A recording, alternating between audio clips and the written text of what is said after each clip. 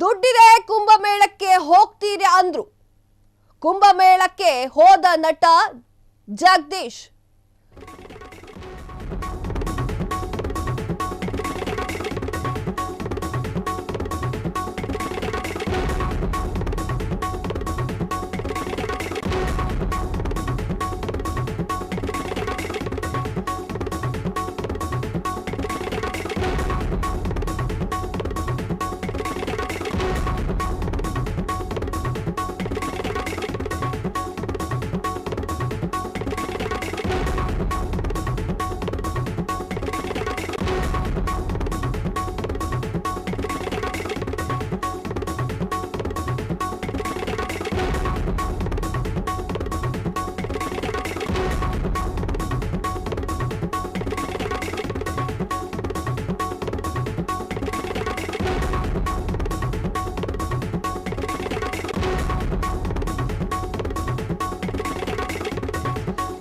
ದುಡ್ಡಿದೆ ಕುಂಭಮೇಳಕ್ಕೆ ಹೋಗ್ತೀರಿ ಅಂದ್ರು.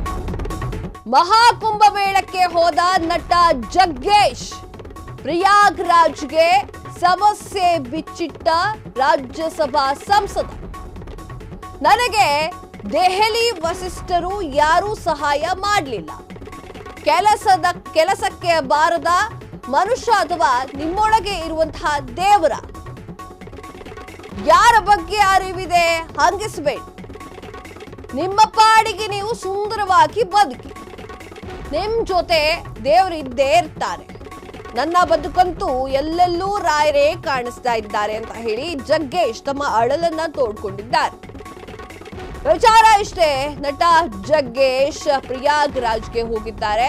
ಹಾಗೆ ಅವರು ಒಂದಿಷ್ಟು ಅಳಲನ್ನ ತೋಡ್ಕೊಂಡಿದ್ದಾರೆ. ನಟ ಜಗ್ಗೇಶ್ ಈಗ ಒಂದಿಷ್ಟು ದಿನಗಳ ಹಿಂದೆ ಭಾರಿ ಸದ್ದನ್ನ ಮಾಡ್ತಾ ಇದ್ರು, ಸುದ್ದಿಯಲ್ಲಿದ್ರು. ಅದು ಕೂಡ ಆ ಗುರುಪ್ರಸಾದ್, ಡೈರೆಕ್ಟರ್ ಗುರುಪ್ರಸಾದ್ ಅವರ ಸಾವಿನ ಬಳಿಕ ಸುದ್ದಿಯಲ್ಲಿದ್ರು. ಈಗ ಪ್ರಯಾಗ್ರಾಜ್ನಲ್ಲಿ ಒಂದು ಸಮಸ್ಯೆಯನ್ನ ಬಿಚ್ಚಿಟ್ಟಿದ್ದಾರೆ.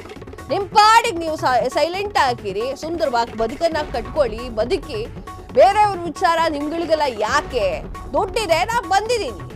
ಕೆಲಸಕ್ಕೆ ಬಾರದ ವಿಚಾರವನ್ನ ಯಾಕೆ ತಲೆ ಮೇಲೆ ಹೊತ್ಕೊಂತೀರಾ? ಯಾರನ್ನು ಕೂಡ ಹಂಗಿಸಬೇಡಿ. ನೀವು ನಿಮ್ಮ ಪಾಡಿಗೆ ಸುಂದರವಾಗಿ ಬದುಕಿ. ನಿಮ್ ಜೊತೆ ಈ ತರ ಬದುಕಿದ್ರೆ ನಿಮ್ ಜೊತೆ ದೇವರಿರ್ತಾನೆ ಅಂತ ಹೇಳಿದ್ದಾರೆ. ನನಗಂತೂ ಎಲ್ಲೆಲ್ಲೂ ರಾಯರೇ ಕಾಣಿಸ್ತಾರೆ, ನನ್ನ ಇಡೀ ಬದುಕು ರಾಯರಾಗಿದ್ದಾರೆ ಅಂತ ಹೇಳಿದ್ದಾರೆ. ವಿಚಾರ ಇಷ್ಟೇ, ಪ್ರಯಾಗ್ರಾಜ್ನಲ್ಲಿ ಗಂಗಾ ಸ್ನಾನವನ್ನ ಮಾಡಿದ್ದಾರೆ, ಪುನೀತರಾಗಿದ್ದಾರೆ. ರಾಜ್ಯಸಭಾ ಸದಸ್ಯರು ಕೂಡ ಹೌದು ಇಬ್ರು. ಅವರು ಹೋಗಿ ಪ್ರಯಾಗ್ರಾಜ್ನಲ್ಲಿ ತಮ್ಮ ಪುಣ್ಯ ಸ್ನಾನವನ್ನ ಮುಗಿಸಿದ್ದಾರೆ. ಪ್ರಯಾಗ್ರಾಜ್ ಸಮಸ್ಯೆ ಬಿಚ್ಚಿಟ್ಟಿದ್ದಂತಹ ರಾಜ್ಯಸಭಾ ಸಂಸದರು, ನನಗೆ ದೆಹಲಿ ವಸಿಷ್ಠರು ಯಾರು ಕೂಡ ಸಹಾಯವೇ ಮಾಡಿಲ್ಲ. ಕೆಲಸಕ್ಕೆ ಬಾರದಂತಹ ಮನುಷ್ಯರು ಅಥವಾ ಬೇರೆಯವ್ರ ಬಗ್ಗೆ ಏನಕ್ಕೆ ಯೋಚನೆ ಮಾಡ್ಬೇಕು ನೀವು? ಯಾರ ಬಗ್ಗೆನೂ ಕೂಡ ಗೊತ್ತಿಲ್ಲದೆ ಹಂಗಸೋಕ್ ಹೋಗಬೇಡಿ. ಅವರನ್ನ ಅವ್ರ ಪಾಡಿಗೆ ಬಿಡಿ. ಇಲ್ಲಿ ನಿಮ್ಮ ಸ್ಕ್ರೀನ್ ಮೇಲೆ ಕಾಣ್ತಾ ಇದೆ ಜಗ್ಗೇಶ್ ಅವರು ಗಂಗಾ ಸ್ನಾನವನ್ನ ಹೇಗೆ ಮಾಡ್ತಿದ್ದಾರೆ ಅನ್ನೋದನ್ನ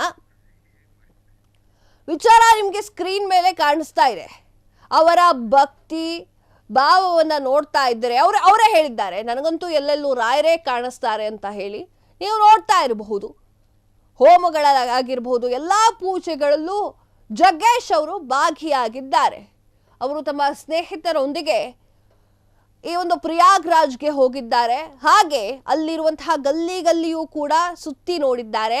ಅಲ್ಲೂ ಕೂಡ ತಮಗೆ ಎಷ್ಟು ಬೇಕೋ ಅಷ್ಟು ಎಂಜಾಯ್ ಮಾಡಿದ್ದಾರೆ. ಹಾಗೆ ಪುಣ್ಯ ಸ್ನಾನವನ್ನು ಕೂಡ ಮಾಡಿದ್ದಾರೆ.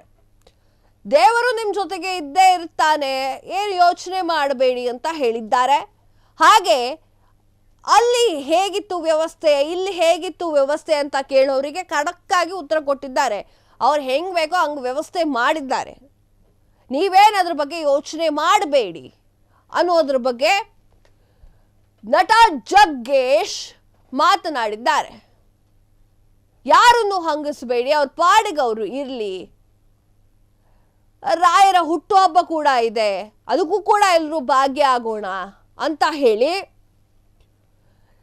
ನಟ ಜಗ್ಗೇಶ್ ಅವರು ತಮ್ಮ ಪೋಸ್ಟ್ನಲ್ಲಿ ತಿಳಿಸಿದ್ದಾರೆ. ಅವರು ಏನೇನು ಮಾಡಿದ್ರು, ಯಾವಾಗ ಫ್ಲೈಟನ್ನು ಹತ್ತಿದ್ರು, 5 ಗಂಟೆಗೆ ಫ್ಲೈಟ್ ಹತ್ತಿದ್ರು, ಸ್ವಲ್ಪ ಫ್ಲೈಟ್ ತಡವಾಯಿತು, ಟಿಕೆಟ್ ಕೂಡ ತೆಗೆದುಕೊಳ್ಳೋಕೆ ಪ್ರಯತ್ನ ಮಾಡಿದ್ರು, ಅದು ಕೂಡ ಆಗಿಲ್ಲ. ಆಮೇಲೆ ಒಬ್ಬನೇ ಬುಕ್ ಮಾಡಿ ಹೋಗ್ಬೇಕಾಗಿರುವಂತಹ ಪರಿಸ್ಥಿತಿ ಬಂತು, ಫ್ಯಾಮಿಲಿ ಕರ್ಕೊಂಡು ಹೋಗ್ಬೇಕಾಗಿತ್ತು, ಸೀಟ್ ಬುಕ್ ಆಗಿಲ್ಲ, ಅದಕ್ಕೋಸ್ಕರ ನಾನೇ ಹೋಗದೆ, ಒಬ್ಬನೇ ಹೋಗುವಂತಹ ಪರಿಸ್ಥಿತಿ ಬಂತು. 6ನೇ ತಾರೀಕು ರಾಯರ ಒಂದು ಹುಟ್ಟುಹಬ್ಬ ಇದೆ, ಆ ರಾಯರ ಹುಟ್ಟುಹಬ್ಬಕ್ಕೂ ಕೂಡ ನಾನು ಅದರಲ್ಲೂ ಕೂಡ ಭಾಗಿಯಾಗ್ತೇನೆ ಅಂತ ಹೇಳಿ ನಟ ಜಗ್ಗೇಶ್ ಬರೆದುಕೊಂಡಿದ್ದಾರೆ.